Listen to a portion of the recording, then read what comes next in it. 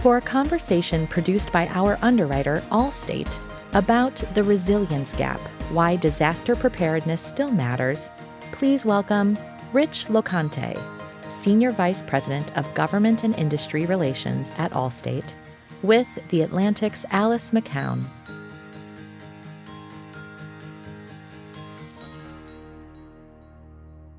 Hello, everyone. Thrilled to have you here today for our conversation.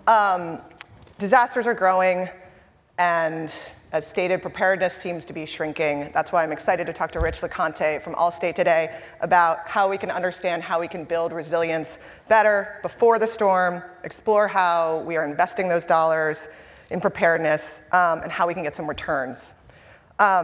Rich, first question. Let's start off specifically from a big picture. How do businesses, communities, governments, how do they begin to shift from reaction to resilience?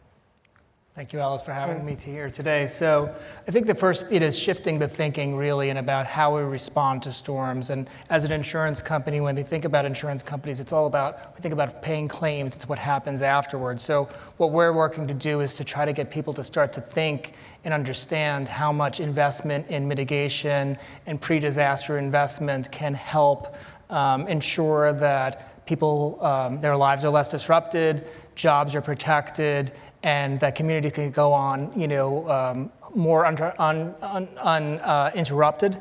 So it's really important to start that conversation. That's where we are now, and we've been working with the U.S. Chamber. That's a key part here to get the word out, certainly, because it's important for everyone to understand, and not just to hear it from an insurance company like Allstate, but to work in a public-private partnership with the U.S. Chamber. And that really matters. But it's really getting the conversation going and having people understand the things that they can do individually, both in their homes and their businesses, whether it's protecting themselves from a wildfire or flooding, and also in the community, and working on, encouraging stronger building codes, hardening roofs, getting that kind of information out, and just changing the entire kind of paradigm now of where we are. Yeah, I want to talk about all of this. Sure. So let's start first with Allstate and the U.S. Chamber of Commerce. You guys have partnered to spotlight disaster resilience at a time when the preparedness spending is declining. What inspired the collaboration, and what gap are you hoping to fill? Sure. So again, what inspired the collaboration was knowing that we can't do this alone. It's not just an insurance issue, and working with the Chamber, it's important. We're working with an organization that represents a broad swath of companies and interests across the country. So that's part of that, and their reputation is really important for us working together on that. We just know from our experience that in order to really help prepare and to prevent some of the costs going forward after a disaster, you have to start at the beginning. It's pre-mitigation, it's pre-disaster investment, but you have to do that before. And oftentimes, and look, weather-related events are happening more and more. It's not just the large storms that are coming up the coast. I read this morning there's a hurricane that's potentially, or a tropical storm that's coming up now. It's wildfires are happening everywhere, not just in the West. There's hail, tornadoes, and flooding is happening everywhere. Yeah.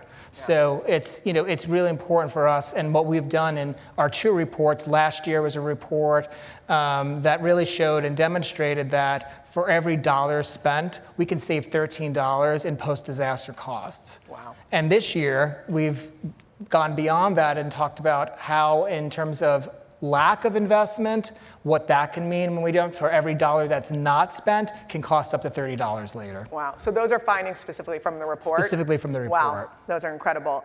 So outside of those findings, I'm curious, lessons-wise, what lessons do you think are most important, coming from a report specifically that you guys did, for businesses, policymakers, and communities to take away?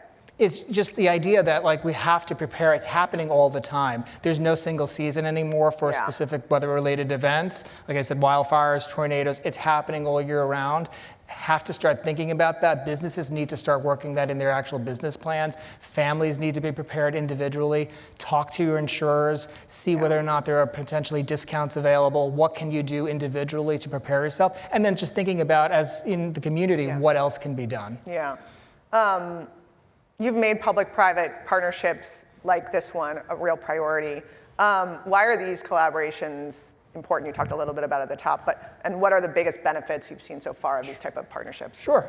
Certainly, it's the reputation. We are, I think, aware enough to know that there may be some skepticism from hearing from an insurance company about what they need to do. So I think it's important, certainly, to get that word out. There's scale. We can't do this alone. And working with an organization like the partnership and trying to bring in others into this, it's not just the insurance industry. It's realtors, it's developers, it's builders. It's a bigger picture. There's more players involved here, cross-industry. So those are probably two of the key components there in terms of us and why we would want to work with a partner. We just don't have the ability necessary to break through both individually with consumers and also at the government level, right? It's really important to make that case. And not hearing just directly from Allstate, but working with the U.S. Chamber really has a real impact. Yeah, that's incredible. All right, so I want to talk a little bit about what success looks like. You guys are doing a lot of work now.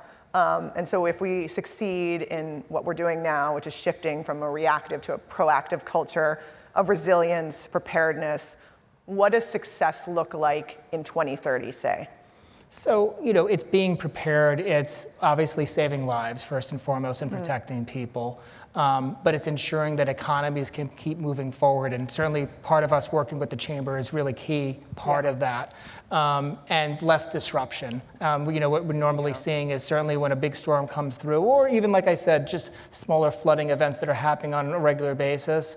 That causes disruption to local businesses, employers, individuals. Success in 2030 is if we can get to a point where these types of weather-related events, which are going to continue to increase, there's no doubt, will have less of an immediate impact, and we could start working that in and planning for that more going forward. Yeah, and so thinking about who we have in the room here right now, what actions do you think our audience can take back to their organizations or communities? So, some of the things we talked about in the report, like tax incentives and really reaching out to your local officials, your elected officials, and thinking about what are the incentives, what can people do to try to move government in a way, knowing that there's not as much funding certainly going forward, but there are other ways that we can get at this.